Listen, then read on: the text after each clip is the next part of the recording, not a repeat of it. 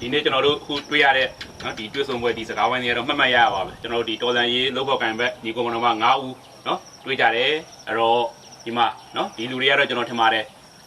ဒီနေ့ဟိုအထူးမိတ်ဆက်ပေးရမယ်လူတွေတော့မဟုတ်ပါဘူးဒါပေမဲ့ကျွန်တော်တို့မိတ်ဆက်ကြမယ်အဓိကဒီနေ့စုံပေးရတဲ့အကြောင်းရင်းလေးကိုကျွန်တော်အရင်ဆုံးပြောချင်ပါတယ်အဲ့တော့အားလုံးသိကြတဲ့အတိုင်းကျွန်တော်တို့ဒီတော်လန်ရေးကြီးကအခုဆိုရင်၄နှစ်ကျော်လို့9နှစ်ထဲကိုရောက်ခဲ့ပါပြီ2025အခုဒါမေလနော်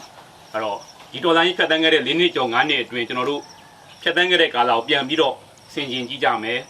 ကျွန်တော်တို့တော်လန်ရေးရဲ့လာရာကိုကြည့်မယ်အလားတူကျွန်တော်လက်ရှိရောက်နေတဲ့ပြစ္ဆုတ်ပတ်တော်လန်ရေးရဲ့လက်ရှိအခြေအနေနောက်ရှေ့ကိုလာမဲ့လာရာပေါ့ဗျာတော်လန်ရေးရှေ့ကိုကျွန်တော်မျှော်ကြည့်ရမယ်ဟာဒီဒါနဲ့ပတ်သက်တော့ကျွန်တော်တော်လန်ရေးရဲ့အဖွဲ့အစည်းအင်အားစုအသီးသီးကျွန်တော်လိုအပ်ချက်တွေကဘာတွေလဲအားသာချက်တွေကဘာတွေလဲအားနည်းချက်တွေပြင်ရဆင်ရမယ့်ဟာတွေကဘာတွေလဲNUG ဟလာနော် CRPH NUCC ERO နော်ကျွန်တော်တို့ PDF အားလုံးပေါ့ဗျာတော်လန်ရေးအင်အားစုအားလုံးပေါ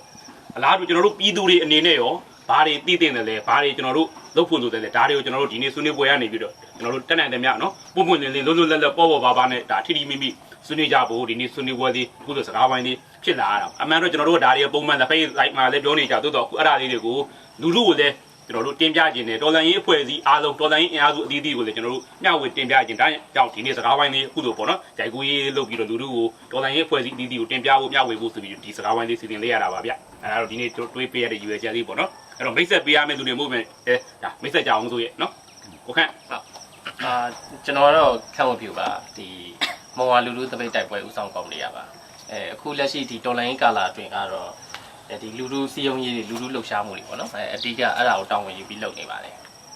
ဟုတ်ကဲ့ကိုခန့်ကျွန်တော်ပြန်ဆောင်ကြပြီဆိုတော့ဟုတ်ကဲ့ကျွန်တော်ကတော့နန်းလင်းပါကျွန်တော်ဒီရန်ကုန်မှာလူလှုပ်ရှားမှုတွေမှာပါဝင်ပြီးတော့မှကျွန်တော်ဦးဆောင်ပါတယ်ဆောင်ရွက်ပါတယ်ကျွန်တော်ဒါလူလှုပ်ရှားမှုရဲ့အရေးတော်ပုံတသားတူအနေနဲ့တော်လိုင်းတာဝန်တွေကိုကြာရခန္ဓာကနေထမ်းဆောင်နေပါတယ်ဟုတ်အဲ့တော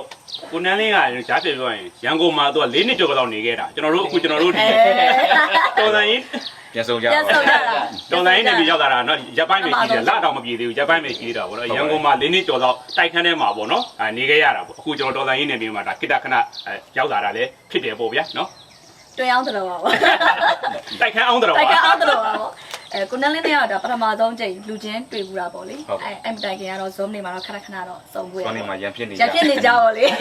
အဲ့တော့အားလုံးတွေ့ရတာဝတ်တာပါတယ်ကျွန်တော်မအင်းကြီးအောင်ပါကျွန်တော်ရဲ့ရှေ့ကအကိုကြီးလိုပဲတော်လိုင်းမှာကြာရကဏ္ဍနေပြီးတော့ပါဝင်နေတဲ့အဲဒီတော့တသားတူဖြစ်ပါတယ်ဒီဘပြည်သူတို့အားလုံးတွေ့ရတာဝတ်တာပါတယ်ရှေ့ကမောင်နေမဟုတ်လာ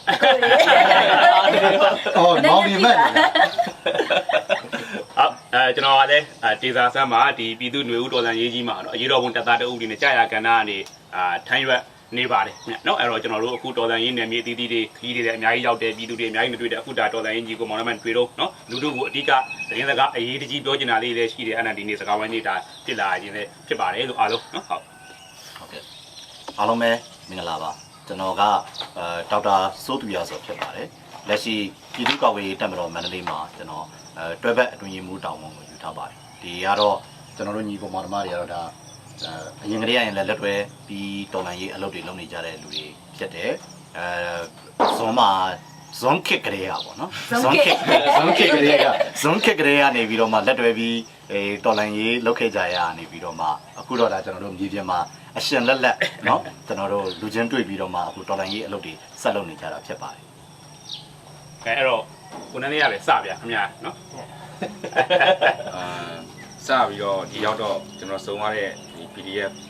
တံမှုရာရှိရဆရာဆိုးပါတယ်ဟုတ်ကဲ့ဆရာဆိုးနဲ့ကျွန်တော်တို့အဲ့ဒီကစုံကြတယ်စုံပြီးတော့အဲ့ဒီမှာကျွန်တော်တို့အပြင်မှာတွေ့တော့လဲဝမ်းသာအားရပဲမိတ်ဆက်ကြတယ်နှုတ်ဆက်ကြတယ်ဟုတ်ကဲ့တပြန်ရက်ထဲမှာပဲကျွန်တော်တို့ဒေါ်လာကြီးအကြောင်းတွေလည်းပြောပြကြတယ်ဟုတ်ကဲ့ဆရာဆိုးကစရောက်တဲ့နေ့တွေကဆရာဆိုးရဲ့လက်ရှိဒေါ်လာကြီးပေါ်အမြင်တွေစေအမြင်တွေကျွန်တော်လေ့လာခဲ့ရပါတယ်ဒီကရောက်တဲ့ကကျွန်တော်လုပ်တဲ့လောက်ကပါလဲဆိုရင်တော့ကိုရဲဘော်တွေကိုအကိုတွေစသဖြင့်ထိတွေ့ပြီးတော့မှဒီလက်ရှိဒေါ်လာကြီးရဲ့အခြေအနေပေါ့မြေပြင်ပေါ့နော်ဒါဆိုဒီဒေတာတွေကိုကျွန်တော်တို့သိမ့်ပိုက်တယ်စိုးမိုးတယ်အုပ်ချုပ်တယ်အဲ့ဒီလုပ်ငန်းတွေကိုဘယ်လိုလုပ်နေသလဲဒီမှာရှိနေတဲ့ပြည်သူလူထုကရောဒီလုပ်ငန်းတွေကျွန်တော်တို့ရဲ့လက်ရှိဒေါ်လာရေးအင်အားစုတွေရဲ့ဒီလုပ်ပုံကင်ပုံတွေကိုဘယ်လိုရှုမြင်နေတယ်လဲပေါ့နော်အဲ့ဒါတွေကျွန်တော်ဒီမှာတော့အများကြီးလေ့လာပါတယ်ဆိုတော့အဲ့မှာဘာတော့ခံစားရလဲဆိုရင်ဒေါ်လာရေး၄နှစ်ကျော်9နှစ်ဝင်လာတဲ့အခါမှာကျွန်တော်တို့ရဲ့တိုးတက်မှုတွေကမြေပြင်မှာဟိုကြနနတကယ်ကိုအပုံလိုက်ကြီးအကြီးပေါ့ဗျာအများကြီးပေါ့ဗျာပြောရမယ်ဆိုရင်တော့ရှိနေဆိုတော့ကျွန်တော်တို့ရဲ့ဒီဒေါ်လာရေးနယ်မြေဒီမှာရှိနေတဲ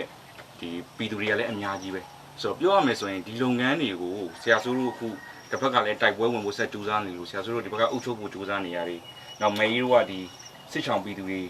ကုညီကယ်ဆယ်ရေးလုပ်ငန်းတွေလုပ်နေရတယ်ဆရာဒီတို့ဆိုတဲ့ဒီဘက်မှာလူနဲ့ထိတွေ့ပြီးတော့လုပ်နေတဲ့တော်လိုင်းကြီးတာဝန်တွေပေါ့နော်ဒါတွေကဘာလို့တက်သေးပြနေလဲဆိုရင်ကျွန်တော်တို့တော်လိုင်းကြီးကတိုးတက်မှုတွေလည်းအရှိန်ဟုန်တစ်ခုနဲ့ရှိနေတယ်ဆိုတဲ့အခြေအနေကိုတော့ကျွန်တော်အများကြီးလေ့လာရတယ်တွေ့ရှိရတယ်အားလည်းအားတက်တယ်ဒီပိုင်းညထဲမှာပဲကျွန်တော်ဆရာလေးနဲ့လည်းပြောပြပါတယ်ကိုကန်းနဲ့လည်းပြောပြတယ်အဲ့ဒါပါလဲဆိုတော့ကျွန်တော်တို့ကတိုက်ပွဲဝင်ဖို့ပဲဟိုပြင်ဆင်ထားခဲ့ကြတာတကယ်တမ်းဒီနယ်မြေတွေကရတဲ့အခါမှာအုပ်ချုပ်ရေးလုပ်ငန်းတွေလုပ်ကြတဲ့အခါမှာကျွန်တော်တို့မှာစိန်ခေါ်မှုလည်းရှိအားနည်းချက်လည်းရှိဒါတွေကိုလည်းဟိုအချင်းချင်းအပြန်လည်ညှိနှိုင်းဆွေးနွေးတိုင်ပင်ပြီးတော့ဖြည့်ရှင်းနေရတယ်လည်းတွေ့ရတယ်မဖြည့်ရှင်းနိုင်တာလည်းတွေ့ရတယ်ဆိုတော့အဲ့တော့သေချာတာတစ်ခုကတော့ဗျာဒီတော်လန်ရေး၄နှစ်ပြည့်တဲ့တစ်စုံလုံးအခြေအနေကိုကြည့်မယ်ဆိုရင်ကျွန်တော်တို့တော်လန်ရေးမှာအားသာချက်တွေကလည်းအများကြီးရှိတယ်ဒီနေ့ဒီခီးတီရောက်လာအသက်သွေးချွေးအများကြီးကျွန်တော်တို့ပေးဆက်ခဲ့ကြတယ်နဲတဲ့ဖြတ်သန်းမှုကြီးမဟုတ်ဘူးပေါ့နော်ဆိုတော့လူလူဆိုလည်းတကယ်ကိုကြည့်ချက်တဲ့ရုံးကန်ရတဲ့အချင်းဆိုတော့တစ်ဖက်မှာလည်းခုနကလိုအားနည်းချက်တွေကလည်းရှိနေတယ်ဒီအားနည်းချက်နဲ့ဒီပြဿနာတွေကိုလည်းကျွန်တော်ကအရှိကိုအရှိတိုင်းမြင်ပြီးတော့ကျွန်တော်တို့အချင်းချင်းကြားမှာဘယ်လိုဖြေရှင်းမလဲဆိုတဲ့ကိစ္စကိုလည်းကျွန်တော်တို့ဒီကနေ့ဒီအချိန်ဒီမှာပြက်သက်သက်ရဲရဲဝံ့ဝံ့ပေါ့ဗိုလ်ချုပ်ဆန်းပြောခဲ့ဘူးတဲ့တိုင်းပြည်နဲ့လူလူမျက်နှာကိုထောက်ထားပြီးပြက်သက်သက်ဆောင်ရွက်ကြရမယ့်အချိန်လည်းရောက်နေတယ်လို့ကျွန်တော်ခံစားရတယ်ဆိုတော့တကယ်ဟိုဖြစ်ပါတယ်ပြောနေနေတော့တော်တော် emotion ဖြစ်ပါတယ်ဒီနေ့ဒီလိုလူတွေစုံပြီးပြောနိုင်တာကိုကကျွန်တော်တို့အမှတ်တရလည်းဖြစ်တယ်တကယ်လည်းခုနလိုဝမ်းသာစရာလည်းဖြစ်တယ်အားတက်စရာလည်းဖြစ်ပါတယ်ဆိုတော့ကိုကိုင်းကျွန်တော်ဒီစားရောက်တဲ့ကိုကိုင်းနဲ့တွေ့ရတယ်အရင်တော့တွေ့ရတယ်အရင်တော့တွေ့ရတယ်ရဲပါသူရဲပေါ့တကယ်မှတ်မှတ်ရဆိုရင်လွန်ခဲ့တဲ့2014တုန်းကကျွန်တော်တို့ဒီဖွဲ့စည်းပုံအခြေခံဥပဒေပြင်ဆင်ဖို့ပေါ့နော်အဲ့မှာဒီနေ့ပဲမေလ19ရက်နေ့ပဲ2013ကျွန်တော်တို့မန္တလေးမှာ17နှစ်ပြည့်နော်ဟုတ်တယ်အဲ့ဒီကနေလောက်စားမှာလိုက်သူမားလားကိုမားလားအဲ့ဒါဆိုတော့ကျွန်တော်တို့ကအခုဒီ၄နှစ်တော်လိုင်းကလာ၄နှစ်လဲကြော်လာပြီဆိုတော့ကျွန်တော်ဒီလွန်ခဲ့တဲ့ဒီ၄နှစ်အတွင်းမှာကျွန်တော်ဒီတော်လိုင်းကြီးဘယ်လိုဖြတ်တန်းခဲ့ကြလဲအတိုင်းအတာတစ်ခုဒီကျွန်တော်တို့မှာအခက်အခဲတွေစိန်ခေါ်မှုတွေကျွန်တော်တို့ကြော်လွှားနိုင်ခဲ့တဲ့ကိစ္စတွေလည်းကျွန်တော်တို့ဒါအများကြီးရှိအဲ့လိုပဲကျွန်တော်တို့ကြားထဲမှာဆက်ပြီးတော့ပြဿနာကိုပြဿနာလို့မြင်ပြီးတော့ဖြည့်ရှင်းဆောင်ရွက်ရမယ့်ကိစ္စတွေလည်းကျွန်တော်တို့ရှိတယ်ပေါ့နော်ဥပမာကျွန်တော်ကတော့ဒီ၄နှစ်ကာလအတွင်းမှာဆိုရင်တော့ဒီစကိုင်းဒေတာပေါ့နော်ဒီစကိုင်းတိုင်းထဲမှာတော်တော်များများမြို့နယ်တွေကျွန်တော်ရောက်တယ်ပြီးတော့ဒီတော်လန်ရေးစိုးမိုးထိန်းချုပ်နယ်မြေတွေမှာအမျိုးသားညီညွတ်ရေးအစိုးရရဲ့ဒီရန်တရားတွေဖြစ်တဲ့ဒီပသုံးလုံးပေါ့နော်နာမည်ကျော်ပသုံးလုံးတွေနဲ့ကျွန်တော်စကားပြောတယ်ကျွန်တော်ရင်းနေနဲ့ပြောတယ်ပြီးတော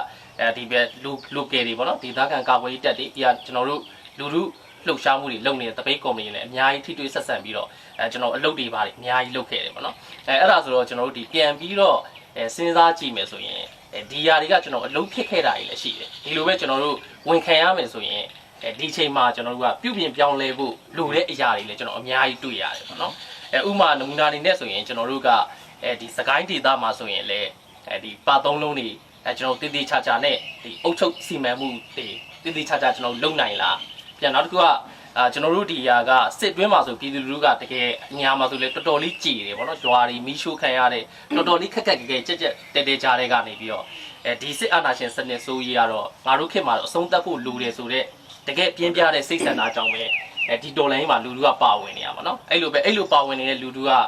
ကျွန်တော်တို့ဘာလုပ်ရလဲဆိုရင်ကျွန်တော်တို့ဒီအခွန်ဘန်နာတွေလည်းကျွန်တော်တို့တော်လိုင်းရေးအတွက်ဆိုပြီးတော့ကျွန်တော်ထည့်ဝင်ရတယ်ပေါ့နော်အရင်ကဆိုရင်တော့ကျွန်တော်ကိုမိသားစုအတွက်ပေါက်တူးတစ်ချက်ပေါက်ရနေပြီးတော့အခုကဒါတော်လိုင်းရေးအတွက်ဆိုပြီးတော့လည်းကျွန်တော်နောက်ထပ်ပေါက်တူးတစ်ချက်ပို့ပြီးတော့ပေါက်ရတယ်ပေါ့နော်အဲ့ဒါတွေကိုကျွန်တော်တို့ကဘလူးပုံစံနဲ့တည်တည်ချာချာဒီဘန်နာအခွန်ကောက်တဲ့ဘန်နာတွေကကျွန်တော်တော်လိုင်းရေးတဲ့ကိုပဲအပြည့်ပြည့်ဝဝစီးဝင်နိုင်တဲ့ဒီဘန်နာရေးစနစ်ထူထောင်တဲ့ဟာအခွန်ကောက်ကိစ္စတွေဒါတွေလည်းကျွန်တော်တို့က PPCC လုပ်ဖို့လိုတယ်ပေါ့နော်အဲ့လိုမဟုတ်ဘူးဆိုရင်ကျွန်တော်တို့ကမြင်တာကတော့လူဆိုတာကတော့ဖောက်ပြန်တတ်တဲ့သဘောတဘာဝရှိတယ်ငွေကြေးအာဏာကျွန်တော်ရလာတဲ့အခါကျရင်ဒီပေါ်မှာကျွန်တော်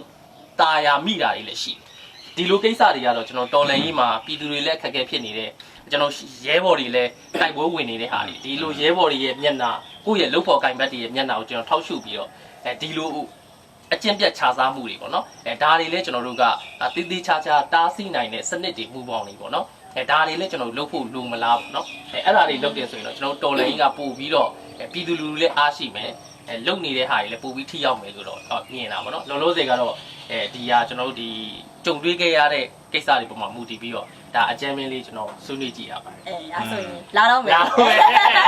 လာတော့မယ်နည်းနည်းလေးအရှိန်လေးနည်းနည်းလေးပြလိုက်မယ် အကျန်းလေးပဲ အစပဲရှိသေးတယ်အဲ့တော့ကိုခန့်အရှိမှာတော့ပြောသွားပြီပေါ့လေခုချိန်မှာဒီလိုပြုပြင်ပြောင်းလဲမှုတွေလိုအပ်နေပြီပေါ့အဲ့ချက်ရှိမှာစကားလုံးလေးတစ်လုံးထပ်တိုးခြင်းနဲ့အရေးတကြီးလုပ်ဖို့ကိုလိုအပ်နေပြီလိုအပ်နေတာကတော့ကြာပြီဘာလို့လဲဆိုတော့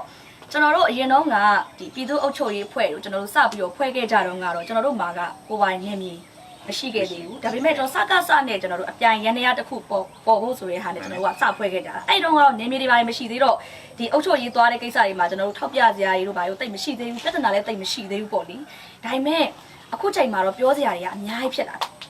အဲ့တော့ကျွန်တော်ဘယ်ကနေစပြောချင်လဲဆိုတော့ကျွန်တော်စကိုင်းကနေကျွန်တော်စပြောလိုက်မယ်နော်ဘာလို့ဆိုတော့ကျွန်တော်စကိုင်းမှာလေ2နှစ်လောက်နေခဲ့တော့ကြတော့ပေါ့နော်အဲ့တော့ကျွန်တော်2022လောက်ကနေပြီးတော့ကျွန်တော်2024ကာလလောက်ထိကျွန်တော်တို့2နှစ်တာကာလကျွန်တော်စကိုင်းရောက်တယ်စကိုင်းကနေ2024ကနေခုချိန်ထိတော့ကျွန်တော်ဒါမန္တလေးမှာရှိနေရပေါ့လေရှိနေတော့ကြတော့ခုနကကိုခန့်ပြောသွားတာအကုန်လုံးချိတ်ပြောရမယ်ဆိုလို့ရှိရင်ကျွန်တော်တို့က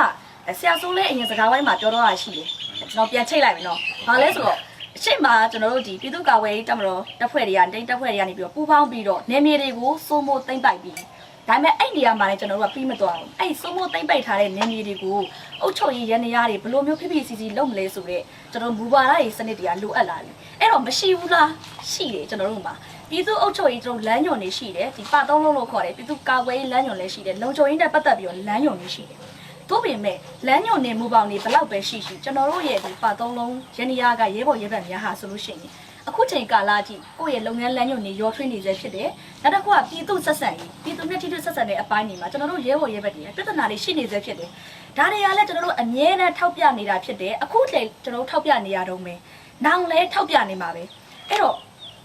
့ပြည်သူတွေကလည်းအခုဆိုရင်ကျွန်တော်တို့တချို့ကတွေးကြတယ်ပြည်သူတွေမသိပါဘူးပေါ့။မဟုတ်ဘူးကျွန်တော်တို့ပြည်သူတွေကသိကြပါတယ်။သိကြတယ်။ကျွန်တော်တို့ဒီပြည်သူတွေကိုကျွန်တော်တို့ဒီစကားဝိုင်းမတိုင်ခင်မှာကျွန်တော်မေးကြည့်လိုက်တယ်ကျွန်တော်တို့ဒီဒေါ်လာရင်းနဲ့ပတ်သက်ပြီးတော့ကျွန်တော်အင်တာဗျူးပါလုပ်ထားသေးတယ်မေးကြည့်တော့ကျတော့ပြည်သူတွေစီကထွက်လာတာတခေါနဲ့ပဲဒီပသုံးလုံးရန်တရားတွေအကြောင်းပြည်သူကထိတ်ဆုံးကထွက်လာသူတို့အနေနဲ့ဘာပြောလဲဆိုတော့ဒီပသုံးလုံးရန်တရားတွေကိုသူတို့ဘယ်လောက်ထိစိတ်ပြက်နေပြီလဲပေါ့ဒီပသုံးလုံးလုံးပါရနော်ပအဖရောပကဖရောပလဖရောသူတို့စိတ်ပြက်နေပြီဘာလို့စိတ်ပြက်လဲဆိုတော့ဒီရန်တရားတွေရဲ့ဒီပြည်သူနဲ့ဆက်ဆံတဲ့အခါမှာဒီတော်လဲဖြစ်မှုတွေကိုသူကစိတ်ပြက်တာအဲ့တော့ဘလို့ယာရီလဲပေါ့ဆိုတော့ကျွန်တော်တို့အုပ်ချုပ်ရေးတစ်ခုလုပ်တဲ့အခါမှာဆိုလို့ရှိရင်ကျွန်တော်တို့တကယ်အုပ်ချုပ်တော်မယ်ဆိုလို့ရှိရင်ခုနအုပ်ချုပ်ရေးနဲ့သက်ဆိုင်တဲ့မူဝါဒတွေရှိပြီဆိုရင်ကျွန်တော်တို့အုပ်ချုပ်ရေးလုပ်မဲ့ရဲဘော်တွေကဆိုရင်ဒါနဲ့ပတ်သက်တဲ့ကျွန်တော်တို့ capacity တွေကျွန်တော်တို့ဖြည့်ဖို့လိုအပ်တယ်အဲ့အတွက်လည်းကျွန်တော်တို့မှာအချိန်တွေရခဲ့ပါတယ်ကျွန်တော်တို့အုပ်ချုပ်ရေးဒီပတ်သုံးလုံးရန်နေရဟာကျွန်တော်စကိုင်းရောက်ကလေးကရှိနေပြီဗျာဒါပေမဲ့ကျွန်တော်စကိုင်းရောက်ကလေးကအခုချိန်ထိမှာရဲဟာဆိုရင်ရဲလုပ်ငန်းစဉ်နဲ့သွားရမယ်ဆိုတာမျိုး GD ကောက်ကောက်ကျွန်တော်တို့ခုချိန်ထိစနစ်တကျမရှိသေးဘူးကာကွယ်ရေးဆိုလည်းအဲ့လိုပဲတချို့ဆိုလို့ရှိရင်ကာကွယ်ရေးကနေပြီးတော့မှအုပ်ချုပ်ရေးကိစ္စတွေဝင်လောက်တာတွေလည်းကျွန်တော်တို့ရှိတယ်ထားပါတော့ပြည်သူ့ကာကွယ်ရေးတပ်သားတယောက်ကအခွန်ဝင်ကောက်နေတာမျိုးဒါတွေဟာဆိုလို့ရှိရင်ကျွန်တော်မဖြစ်တဲ့တကယ်အခွန်ကောက်ရမှာပြည်သူ့အုပ်ချုပ်ရေးကကောက်ရမှာကာကွယ်ရေးကလုံခြုံရေးပေးရုံမပေးရပါအုပ်ချုပ်ရေးဖွဲ့ရကောက်ရမှာဒါတွေလည်းကျွန်တော်က GD တွေမကွဲလွဲဘူးအခွန်တွေကိုကောက်ချင်တဲ့နေရာမှာကောက်တယ်ဒါတွေကစကိုင်းမှာလည်းမဟုတ်ဘူးကျွန်တော်တို့မန္တလေးမှာလည်းရှိတယ်အခွန်တွေကောက်တဲ့ဟာကိုလည်းပြည်သူကိုရှင်းမပြဘူးဘာကြောင့်ကောက်ရလဲဆိုတော့ရှင်းမပြဘူးပြည်သူကလည်းတနက်တွေပါလာတော့ကျတော့ကြောက်လို့ပေးလိုက်ရတယ်တချို့ဆိုလို့ရှိရင်စကားစဂိတ်မှာပေးရတဲ့အခွန်ထက်ကျွန်တော်တို့ပြည်သူတော်လိုက်တစ်ဖက်ရောက်တဲ့ဂိတ်မှာပေးရတဲ့ခွန်ကနှစ်ဆပိုများရင်ဂိတ်တွေကလည်းအများကြီးပဲကျွန်တော်တို့အများနဲ့စတာရှိတယ်12လက်မတပေ3ပေတဂိတ်ဆိုတော့ကျွန်တော်တို့အများနဲ့စတာရှိတယ်ဆိုတော့ဂိတ်တွေကလည်းအများကြီးအခုမှသာကျွန်တော်တဖြည်းဖြည်းနဲ့เนาะရော့လာတာပေါ့လေရော့လာတယ်တဖြည်းဖြည်းနဲ့တော့ပိုကောင်းတဲ့ဘက်ကိုတော့ကျွန်တော်တို့ရွေ့လာပြီဒါပေမဲ့ခုနကပြောတဲ့အုပ်ချုပ်ရေးပိုင်းတွေမှာကျွန်တော်တို့လွဲချော်မှုတွေကတော့အများကြီးကျွန်တော်ရှိနေစေပဲအဲ့တော့အခွန်ကိစ္စကိုကျွန်တော်အဓိကထားပြီးတော့ကျွန်တော်ဆွေးနွေးချင်တာပေါ့လေဘာလို့လဲဆိုတော့ကျွန်တော်တို့ပြည်သူစီကနေပြီးတော့ကျွန်တော်တို့အခွန်ကောက်လိုက်ဗျာနေမြေလဲရပြီအုပ်ချုပ်ရေးလဲစပြီအခွန်လဲကောက်နေပြီဆိုရင်ကျွန်တော်ကတေချာပေါက်အဲ့ဒီအခွန်ကောက်တဲ့ဟာကနေပြီးတော့မှကျွန်တော်ပြည်သူဝန်ဆောင်မှုပြန်ပေးရမယ်ကျွန်တော် public service ပြန်ပေးရမယ်ဗျာကျွန်တော်အခုဆိုရင်မန္တလေးမှာရောစကိုင်းမှာရောကျွန်တော်တို့စကိုင်းဆိုရင်လည်းဒါစကြောင်းထိုးတယ်ရွာတွေကြေတယ်ပြည်သူတွေမှာဒီသူတို့ရဲ့စားဝတ်နေရေးနဲ့ပတ်သက်ပြီးတော့စားဝတ်နေရေးဆိုတဲ့နေရာမှာဗျာနေဖို့တောင်မရှိတဲ့အရာတွေတောင်ရှိတယ်စားဖို့တောင်မရှိတဲ့အရာတွေရှိတယ်ကျွန်တော်တို့ကအဲ့ဒါတွေကိုဒီအုပ်ချုပ်ရေးရန်နေရာတွေကဒါဝန်ဆောင်မှုပြန်ပေးရမှာကျွန်တော်တို့မှအဲ့ဝန်ဆောင်မှုပေးဖို့ကိုအဲ့အခွန်တွေကမစည်းစမ်းဘူးကျွန်တော်တို့တချို့နေရာတွေမှာဆိုရင်0 budget တွေဖြစ်နေတယ်ဒါပေမဲ့တကယ်အခွန်မရနိုင်ဘူးလားဆိုတော့ရတယ်အခွန်တွေရတယ်ရတဲ့အခွန်တွေဘယ်ရောက်သွားပြီလဲပြည်သူတွေမေးခွန်းထုတ်ကုန်ပြီငါတို့ကဒီမှာအခွန်တွေပေးထားရတယ် ဘယ်မှာလဲငါတို့အတွက်အ ਨੇ ဆုံးပြည်သူကထားပါတော့ဒီစာဝတ်နေရေးလေးအတွက်ကိုတဲလေးရရဗျာဒါမှမဟုတ်မီးလေးပဲရရဒါမှမဟုတ်တစ်ခုခုလေးပဲရရသူတို့ဝန်ဆောင်မှုကိုလိုချင်တယ်အဲ့တော့ဒါတွေကစကျွန်တော်တို့မပေးနိုင်ဘူးဟုတ်ပြီဒါတွေအကုန်လုံး73စီသုံးတယ်ဆိုရင်တော့မှကျွန်တော်တို့ကဒါနဲ့ပတ်သက်ပြီးတော့ဘယ်လိုသုံးထားပါလဲဆိုတော့ budget ရှင်းတဲ့ငွေစင်းရှင်းတဲ့ပြည်သူကိုကျွန်တော်ပြန်ချပြရမှာပေါ့နော်အဲ့တော့ဒါတွေကအခုနောက်ပိုင်းမှာပြည်သူထောက်ပြစရာကြီးတော့ဖြစ်လာနေပါပြီဖြစ်လာနေပါပြီ အောက်ခြေလူတွေအကြောင်းပေါ့ခုနဖြစ်ပြနေတဲ့အချိန်တွေအကြောင်းဟိုမူတွေအကြောင်းလည်းကျွန်တော်တို့နည်းနည်းဆက်ပြောရမယ်ထင်တယ်တချို့ကိစ္စတွေကအောက်ခြေမှာဟိုဖြစ်ပြပြောင်းလဲနေတဲ့ခုနအခြေအနေတွေနဲ့ဟိုမကိုက်ညီပဲနဲ့တွားနေတဲ့ policy တွေမျိုးရှိသလားအဲ့ဒီဟာကိုလည်းကျွန်တော်နည်းနည်းတော့ပြောရမယ်ထင်တယ်ကိုကန်းတို့ကိုတီတို့ပို့ပြီးသိမယ်ဟုတ် ကျွန်တော်ကအရင်ဆုံးပေါ့နော်လက်ရှိတော်လန်ကြီး၄နှစ်တာကာလဖြတ်တန်းခဲ့တဲ့ဟာကိုတစ်စုံလုံးကိုကျွန်တော်အရင်ကျွန်တော်စင်ကျင်ကြည့်ကြည့်တာပေါ့နော်ကျွန်တော်အဲ့တော့ကျွန်တော်ကဟိုဒီတော်လန်ကြီးမှာအင်မတန်မှကြီးမားတဲ့အကျိုးအမြတ်တွေရှိတယ်လို့ကျွန်တော်ကယူဆတယ်ဒီတော်လန်ကြီးကြောင့်မျိုးတော်လန်ကြီးကြောင့်ပေါ့တကယ်တော့မြန်မာနိုင်ငံမှာဗျတော်လန်ကြီးဆိုတာကဒီ2021ကမှစတာမှမဟုတ်တာနော်ကျွန်တော်တို့ကလွတ်လပ်ရေးအင်္ဂလိပ်လက်အောက်ကလွတ်လပ်ရေးရပြီးကြတဲ့ကလို့တော့ပြောရမှာပေါ့နော်လွတ်လပ်ရေးနဲ့အတူပေါ်ပေါက်လာတဲ့ဒါပြည်တွင်ပြည်ပခပြည်တွင်စစ်နော်ဒီပြည်တွင်ဒါဟိုမြန်မာနိုင်ငံမှာနိုင်ငံရေးစနစ်လွဲခဲ့တယ်ဆိုတာလွတ်လပ်ရေးနဲ့အတူပဲဖြစ်လာတာပေါ့နော်အဲ့တော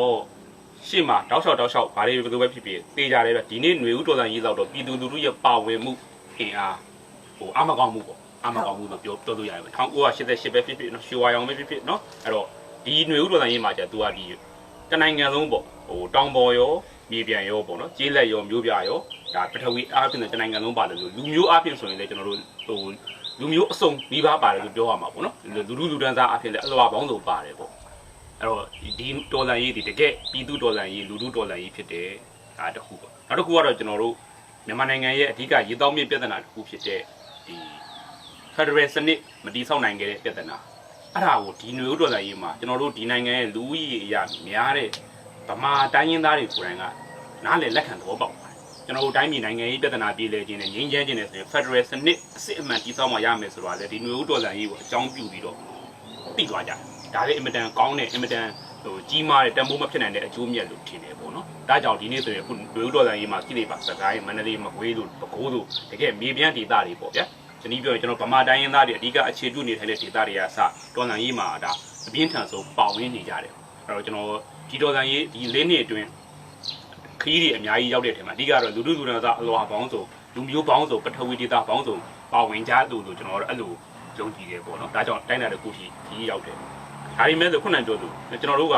တော်လန်ရေးကခရီးရရောက်တယ်ဒါပေမဲ့တကယ်တမ်းသာတော်လန်ရေးရဲ့တက်ဦးအဖွဲ့အစည်းတွေပေါ့ကျွန်တော်တို့ဒီမြေပြန့်ဒေသတွေအတွက်ဆိုရင်တော့ NUG ဂျာကလာမျိုးသားညီညွတ်ရေးအစိုးရပေါ့ဗျာဒီကျွန်တော်တို့ခြားနော်ဒီတိုင်းရင်းသားနော်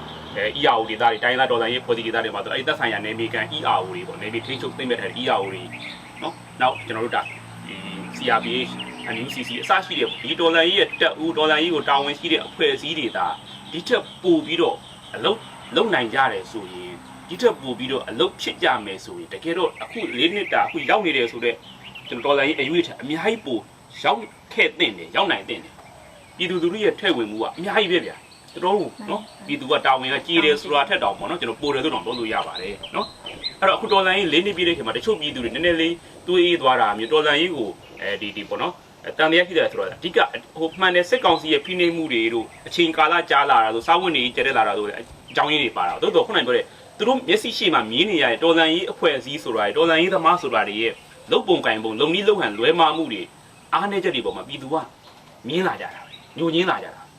ဟိုဒါလားကွယ်တော်လန်ရေးသမားဒါလားကွယ်တော်လန်ရေးအဖွဲ့ဆိုတာမျိုးတွေရှိလာကြတယ်ဒါကိုကျွန်တော်တို့အခုချိန်မှာတော့ကျွန်တော်ထင်တယ်လေးလေးနက်နက်သတိပြုစင်ကျင်ကြရမယ့်အချိန်ရောက်ပြီလို့ကျွန်တော်ကတော့ထင်တယ်ပေါ့ရှေ့မှာဒါမအေးတို့ကုခန့်တို့လည်းပြောသွားတယ်ဆက်တယ်ပေါ့ဗျာအဲ့တော့ကျွန်တော်တို့ကလွန်ခဲ့တဲ့၄နှစ်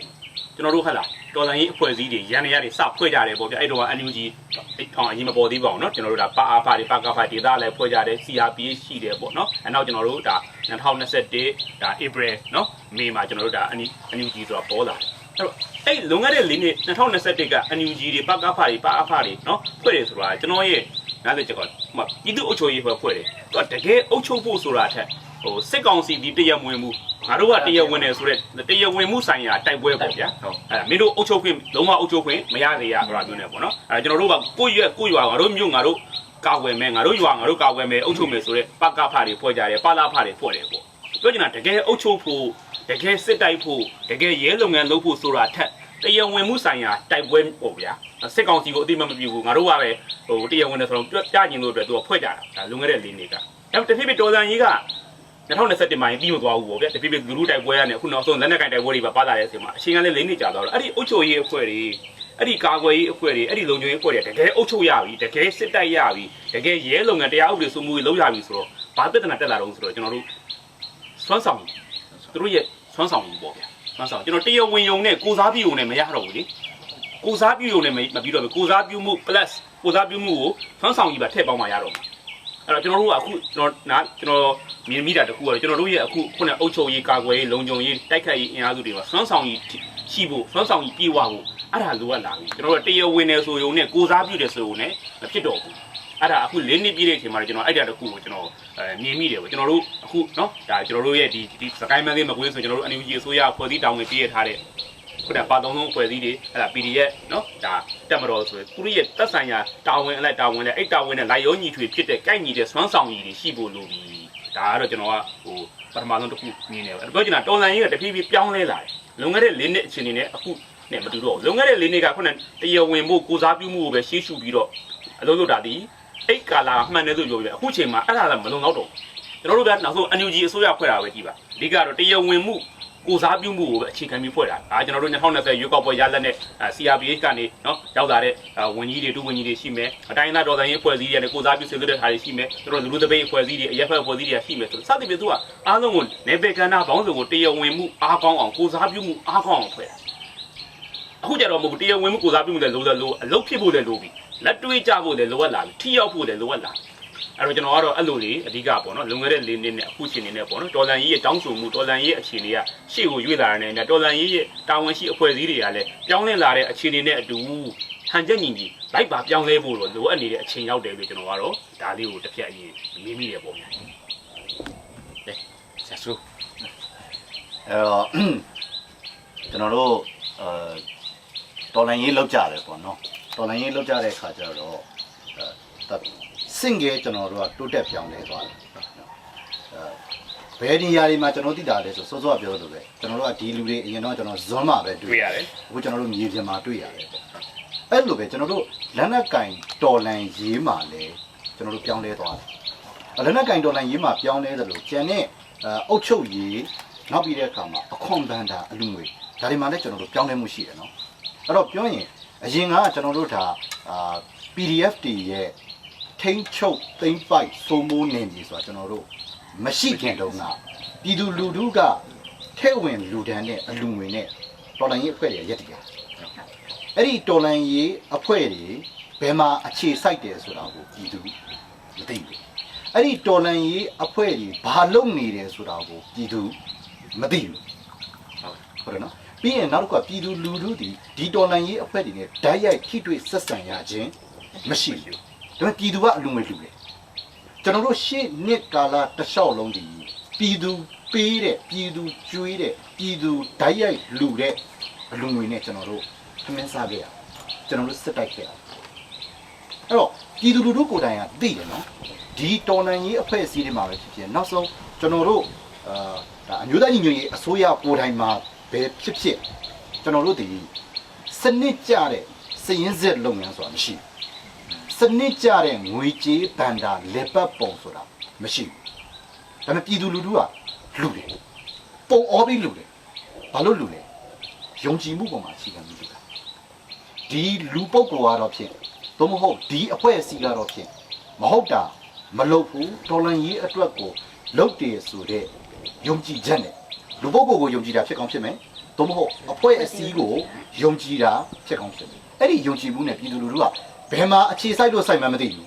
ဘသူတွေပါလို့ပါမှမသိဘူးဘာတွေလုပ်နေမှန်းတိတိကျကျဂါဂါနာနာမသိဘူးဒါပေမဲ့ပြည်သူကလူတကယ်လူခဲ့တာကျွန်တော်တို့မှာမြေစွာမရှိသေးဘူးနော်မြေစွာမရှိသေးဘူးဒါပေမဲ့ပြည်သူဒီဘယ်စီဘယ်ဝဲမှန်းမသိတဲ့ PDF တွေပဲဖြစ်ဖြစ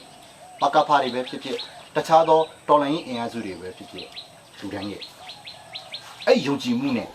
ပြည်သူကဇုံမိတ်ပြီးလူတိုင်းရဲ့ဟုတ်ပြီကျွန်တော်တို့ကအဲ့ဒါကိုအရင်ပြပြီးကျွန်တော်တို့ဆက်တိုက်ခဲ့ကြတယ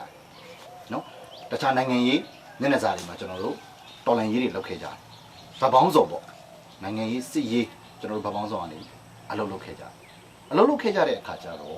့ဒါတဖြည်းဖြည်းနဲ့ကျွန်တော်တို့နင်းမြေတွေကျွန်တော်တို့ရလာနော်ကျွန်တော်တို့တိမ့်ပိုက်ထိန်းချုပ်နိုင်တဲ့တော်လိုင်းအင်အားစုတွေပေါ့ကျွန်တော်တို့ဆိုဒီမှာဟိုဒါတော်လိုင်းအင်အားစုတွေဘက်ကထိန်းချုပ်တိမ့်ပိုက်စိုးမိုးနိုင်တဲ့နင်းမြေတွေရှိတာ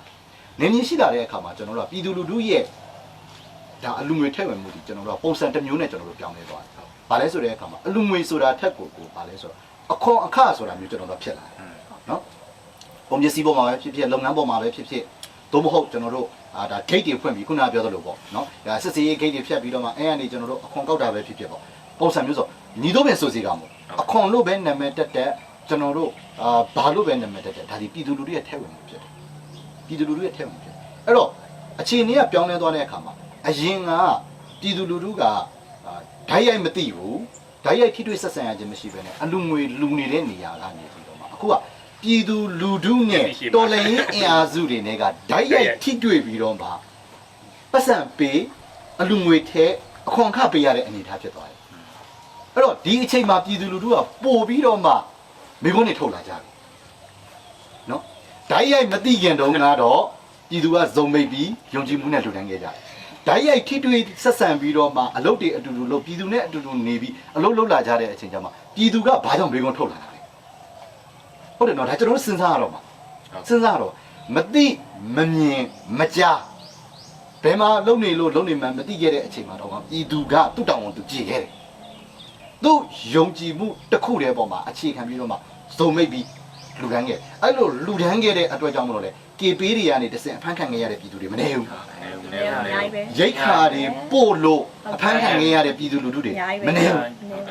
းစေဝါတွေလူဒန်းတော့အဖမ်းခံခဲ့ရတဲ့ပြည်သူလူထုမနေဘူးဆိုလိုချင်တဲ့ပြည်သူလူထုကသူတို့ရဲ့ဘဝကိုယဉ်ပြီးလူဒန်းခဲ့တာနော်အခုကျွန်တော်တို့လွမြောက်နေပြီဖြစ်သွားပြီလွမြောက်နေပြီမှာပြည်သူလူထုနဲ့တော်လန်ရေးအဖွဲ့တွေနဲ့နဲ့အိမ်တဲ့အိမ်အတူတူနေပြီဒိုးလူပေါင်ဘက်အတူတူနေပြီအရင်လိုမျိုးပုံရှိုးကွယ်ရှိုးအလူငွေပေးစရာအကြောင်းမရှိတော့ဟုတ်ပြီနော်လူဒန်းလို့ရတဲ့နေရာကြိုက်တဲ့အဖွဲ့ကိုကြိုက်တဲ့နေရာမှာကျွန်တော်တို့တိုက်တယ်လို့လူဒန်းလို့ရလာပြီအဲ့ဒါနဲ့အတူတူပြည်သူလူထုကလည်းတဖြည်းဖြည်းနဲ့မေကွန်ထုတ်လာတယ်ခုနကမအေးတို့မေးသွားတယ်လို့မျိုးပေါ့အလူငွေတွေကဘယ်ကိုရောက်သွားတာလဲဆိုတဲ့ကိစ္စအဲ့တော့ကျွန်တော်တို့ဒီအရင်ဆက်တော့အမြင့်မြင်မှာဆိုတာလို့ပဲကျွန်တော်တို့တခြားလူတွေကိုကျွန်တော်တို့မေးစရာအကြောင်းရှိဘူးကျွန်တော်တို့ဒီတော်လန်ရေးအဖွဲ့တွေကိုကျွန်တော်တို့ပြန်မေးရအောင်ကျွန်တော်တို့ပြည်သူလူထုနဲ့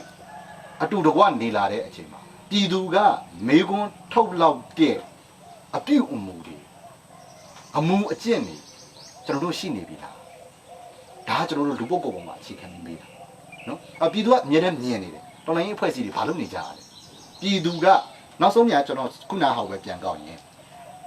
်ဘာမှမသိတဲ့အခြေအနေမှာပြည်သူကလှူခဲ့တဲ့အချိန်မှာတော့မှအဲ့ဒီအချိန်မှာဒီလူကသို့မဟုတ်ဒီအဖွဲ့အစည်းကယုံကြည်နိုင်စရာအကြောင်းမရှိတော့ဘူးဆိုရင်ပြည်သူကတန်ခတ်တယ်နော်ဒီတော်လှန်ရေး၄နှစ်တာကာလအတော်တည်းမှာပြည်သူတန်ခတ်လို့ကျွေလွင့်သွားခဲ့ရတဲ့ကျွန်တော်တို့တော်လှန်ရေးအမည်ခံလူပုဂ္ဂိုလ်တွေအဖွဲ့အစည်းတော့အများကြီးပဲဒါကျွန်တော်တို့ရှေ့မှာတာရကတွေရှိခဲ့ပြီအဲ့တော့ပြည်သူကမြင်တယ်သိတယ်အခုလိုကာလမျိုးမှာဆိုရင်ဒိုးဒုပေါင်ပဲအတူတူနေလာရတဲ့အချိန်မှာပြည်သူကပို့ပြီးမြင်ပါတယ်ပို့ပြီးတော့မှသိပါတယ်အဲ့ဒီတော့ကြောင့်မလို့ပို့ပြီးတော့မှမေကွန်ထုတ်လာပါအဲ့တော့မေကွန်ထုတ်လာတာကကျွန်တော်တို့သိပြီးကိစ္စမရှိဘူးဟုတ်အမေးရှိရင်ကျွန်တော်တို့အဖြေရှိရမယ်ဟုတ်ပြီနော်အဲ့တော့ပြည်သူကမေးတဲ့မေကွန်ကိုကျွန်တော်တို့ကစနစ်တကျဖြေနိုင်တယ်ဆိုရင်ကိစ္စမရှိဘူးစနစ်တကျမဖြေနိုင်ဘူးသို့မဟုတ်အလွဲအချော်အတိမ်ဆောင်တွေဖြစ်လာပြီဆိုလို့ရှိရင်ပြည်သူကဒဏ်ခတ်တာကိုခံရတယ်သို့မဟုတ်ပြည်သူကဒဏ်ခတ်ရုံနဲ့မကလည်းပြည်သူကတော်လှန်ရေးအပေါ်မှာစိတ်ထိခိုက်လာပြီပြည်သူကတော်လှန်ရေးအပေါ်မှာသို့မဟုတ်ဒီလူပုဂ္ဂိုလ်တွေအပေါ်မှာမယုံကြည်တော့ဘူးဆိုရင်ဒါကျွန်တော်တို့ရဲ့တော်လှန်ရေးရှေ့ဆက်ဖို့ရအတွက်အခက်အခဲတွေအများကြီးရှိဒါကကျွန်တော်တို့လူပုဂ္ဂိုလ်ပေါ်မှာအခြေတည်ပြီးဆွေးနွေးရဖြစ်တယ်နောက်တစ်ခုကစနစ်တွေဇာတ်တွေစနစ်ပေါ့စောစောပြောထားတဲ့အချိန်ကျွန်တော်တို့လူပုဂ္ဂိုလ်အပေါ်မှာလည်းကျွန်တော်တို့ဒီယုံကြည်မှုရအောင်နော်အဖွဲ့အစည်းပေါ်မှာလူပုဂ္ဂိုလ်ပေါ်မှာလည်းကျွန်တော်တို့ယုံကြည်မှုရအောင်တည်ဆောက်အောင်ပါဆိုတော့တစ်ဖက်မှာလည်းကျွန်တော်တို့ကဒီစနစ်တွေမှာဘာတွေလွဲနေတယ်လဲဆိုတာလည်းကျွန်တော်တို့ပြန်ပြီးစိတ်ငုပ်ဖို့လိုအပ်တယ်အဲ့တော့အရင်တုန်းကကျွန်တော်တို့ဒီနင်းမြင်မရှိဘူးနင်းမြင်မရှိတဲ့အတွက်ကြောင့်မလို့ကျွန်တော်ဒီအခွန်အခမရဘူးအခွန်အခမရတဲ့အတွက်ကြောင့်မလို့ကျွန်တော်တို့အစိုးရမှာဘတ်ဂျက်မရှိပတ်စံမရှိအဲ့ အဲ့တော့ဟုတ်ပြီဒါဆိုရင်အခုကျွန်တော်တို့ဒီမြေပိုင်လာပြီလေမြေပိုင်လာပြီမဲ့လေအခွန်အခကမရအစိုးရမှာမွေးမြဲမွေးစေပဲအဲ့တော့မြေမပိုင်ခင်တုန်းကလည်းအစိုးရကမွေးမြေပိုင်ပြီးသွားတဲ့အခါမှာလည်းအစိုးရကမွေးနေစေဆိုရင်ကျွန်တော်တို့ဘာလွဲနေရလဲကျွန်တော်တို့ပြန်ပြီးအထီရှားရတော့မယ်အထီရှားရတော့မယ်ဟုတ်တယ်နော်အဲ့တော့ထပ်ပြီးဘေးကွန်ထောက်ရမယ်ဆိုလို့ရှိရင်ကျွန်တော်တို့ကမြေမပိုင်ခင်တုန်းကလည်းတက်ဖွဲ့တွေကကိုယ့်အကိုအလူခံစားကိုယ့်အကိုလက်နက်ဝယ်ရတယ်မြေပိုင်ပြီးသွားတဲ့အခါမှာလည်းလက်နက်ကင်ထားတဲ့လူတွေကကိုတိုင်းပတ်စံရှာနေရတော့ကိုတိုင်းစီးပွားရှာနေရတော့ဒါဆိုရင်ကျွန်တော်တို့တခုခုတော့တွဲနေပြီတနေရာမှာကျွန်တော်တို့တွဲကိုတွဲနေဆိုလိုချင်တာဒီကျွန်တော်တို့တော်လန်ကြီးလက်နက်ကင်တော်လန်ကြီးစကလေးကရှိနေခဲ့တဲ့ပြဿနာကြီးကကျွန်တော်တို့ဒီလက်နက်ကင်တော်လန်ကြီး၄နှစ်ကျော်၅နှစ်တာကာလအတွင်းသာရောက်လာတယ်ဒီပြဿနာကမပြေလေသေးဘူးဆိုတာကျွန်တော်တို့အထင်ရှားတယ်အဲ့ဒါဆိုရင်ကျွန်တော်ထပ်ပြီးဘေးကွန်ထွက်ရလိမ့်မယ်၄နှစ်လောက်ထိတော်လိုင်းရေးစကရင်ရှိနေတဲ့ပြဿနာကဒီတော်လိုင်းရေး၄နှစ်ကျော်ကာလအထိရှိနေတယ်ဆိုရင်ကျွန်တော်တို့ကဒီပြဿနာကိုမဖြေရှင်းကြတာ။သို့မဟုတ်အဲ့ဒီပြဿနာကဖြေရှင်းလို့မရတော့အောင်ဒီကိုကြီးမားရှုပ်ထွေးနေတာလား။ဟုတ်တယ်နော်ကျွန်တော်မိကကျွန်တော်တို့အစင်စင်မေးကြရတော့အဲ့တော့သိကြတယ်ပြဿနာကတော့ရှိနေပြီ။စတာထွက်ကြရင်ရှိနေကြတဲ့ပြဿနာအခုချိန်ထိကျွန်တော်တို့ရှိနေပြီ။စတာထွက်ကြတဲ့ကရေပြင်ကအဖွဲ့အစည်းတွေကိုယ့်အကိုအလူခံစားခဲ့ရတယ်အခုအချိန်ထိကိုယ့်အကိုပတ်စံရှာနေရတယ်ညီမပိုင်ရင်တော့ကဘဏ္ဍာငွေကြီးမရှိဘူးညီပိုင်ပြီးသွားတဲ့အခါမှာလည်းဘဏ္ဍာငွေကြီးမရပြန်ဒါကျွန်တော်တို့ပြဿနာကတော့မြင်နေပြီအဲ့ဒါဆိုရင်ကျွန်တော်တို့ဒီရှေ့ဆက်ပြီးဆွေးနွေးရမယ့်ကိစ္စပြဿနာကိုကျွန်တော်တို့ဒီမဖြေရှင်းနိုင်ကြတာလားသို့မဟုတ်လို့ရှိရင်ဖြေရှင်းဖို့ရာအတွက်ကိုဒီပြဿနာကမဖြေရှင်းနိုင်စွမ်းတဲ့အထိဒီပြဿနာကကြီးမားနေရလားဆိုတာကျွန်တော်တို့ဆက်ပြီးမိကုန်းထောက်မယ်လို့ကျွန်တော်တို့မြင်ပါတယ်တော်တော်ဆိုရင်ဆရာတော့တော်တော်ကောင်းလာပြီ ဟုတ်တယ်လေ စိတ်ပူစရာအခြေအနေဖြစ်လာပြီ